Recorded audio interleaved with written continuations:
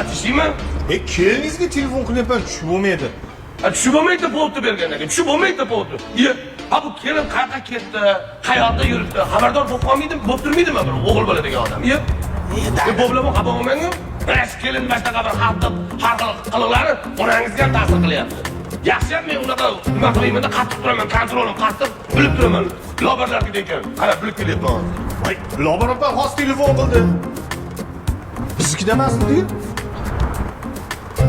Yo'damas ekan. Yo'q. Mana ko'rdingizmi, o'sha meni yolg'on informatsiya berishni boshlabdi onangizdan menga.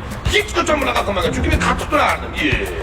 Men ham qattiq turaman, dada, endi gapiraman, konkret endi. Endi menga qarang, gapirganingiz bilan xotiningiz olmagandan keyin bir tiyinda bo'la bor. Shunaqangi gapirishga qattiq turingki, hey dedingizmi?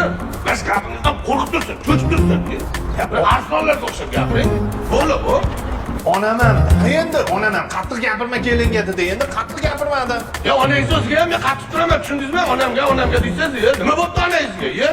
Hozir kelsin o'zim gaplashaman, indamagan sarja o'zidan ketyapti. Juda qattiq turaman men onangizga.